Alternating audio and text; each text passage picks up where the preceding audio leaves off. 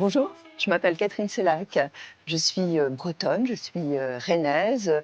J'ai quitté Rennes, j'avais autour de 20 ans, 25 ans, pour venir ici à Paris, pour y vivre, mais surtout pour y travailler pendant 23 ans.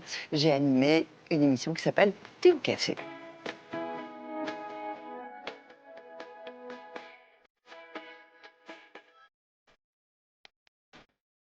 Bonjour Catherine Sellac, alors nous sommes ravis de vous accueillir pour cette émission Rencontre d'ici. Alors vous, le matin, vous êtes plutôt thé ou café? Bonne question. Elle vient de loin, celle-là. C'est ça. Alors l'émission Thé ou café que vous avez présentée pendant plus de 2 décennies a marqué. Que feriez-vous si vous étiez dans la peau d'un homme le temps d'une journée? Ah, je regarderai les filles. Que feriez-vous si vous étiez une femme le temps d'une journée? Et je suis une femme. À quelle occasion mentez-vous? Je ne mens jamais. Menteuse. Quelles étaient vos intentions au départ? Est-ce que c'était justement d'aller un petit peu au-delà des apparences? Il y a 23 ans d'émission, et à l'époque, donc on est en 1996, il y a beaucoup de Barnum en fait sur l'antenne. C'est-à-dire on faisait beaucoup de débats, il y avait beaucoup d'animateurs qui étaient peut-être des animateurs qui aimaient être un peu agressifs. Il y avait du public, il y avait des chauffeurs de salle déjà.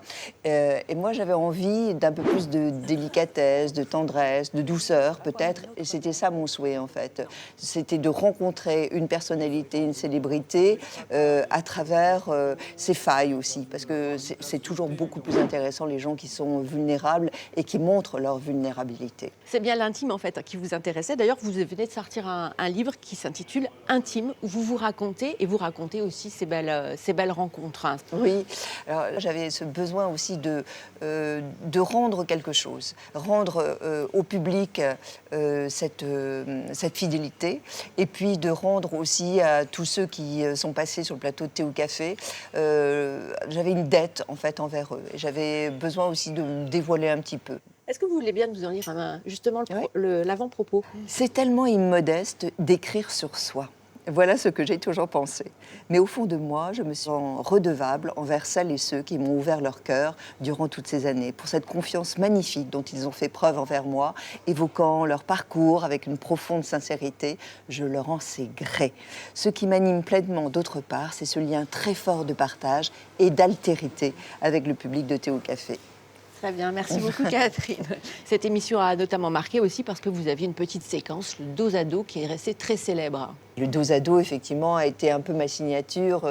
Il est repris aujourd'hui dans TikTok, sur TikTok ou sur les réseaux sociaux, et je trouve ça tellement amusant que les gens aujourd'hui s'emparent du dos à dos. Donc ils font des dos à dos quand il y a rupture, pour le mariage, pour les fiançailles, peut-être pas pour les enterrements, mais je trouve ça, voilà, ça me plaît. Est-ce que vous avez déjà pensé au suicide? Oh, mais tous les jours. Tous les jours, c'est pour rester de bonne humeur, je pense qu'il faut penser au suicide une fois par jour. Pourquoi ce dos à dos? Parce que le face-à-face, évidemment, c'est yeux dans les yeux, le regard est important, on dit aussi des choses importantes par le regard, mais par le corps à corps, puisqu'on se touche, on dit encore des choses, je pense, qui viennent encore plus profondément, d'autant que je demandais un tac-au-tac, donc c'est plus instinctif et c'est très difficile comme exercice. Alors Catherine, on le sent dans votre livre, mais on le sent dans votre parcours aussi et dans les questions que vous posiez parfois dans Thé ou Café. Vous avez un regard très féministe sur la société.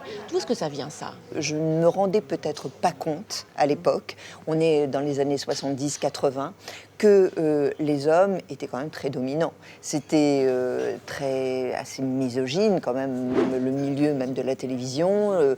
Qui dirigeait, c'était des hommes. Qui était à l'antenne, c'était des hommes.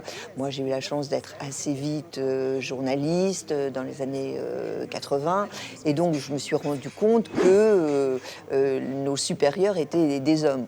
Donc, mon féminisme, il était irrationnel à l'époque. On ne comprenait pas, parce que j'étais assez radicale. Et aujourd'hui, je pense être une féministe plus modérée que beaucoup, mais à la fois, c'est vraiment dans mes tripes. Alors Catherine, nous sommes à Paris, là où vous avez fait l'essentiel de votre carrière, même si vous avez commencé à Rennes. On va sortir, vous allez nous emmener un petit peu découvrir un petit coin de Paris? Oui, avec joie.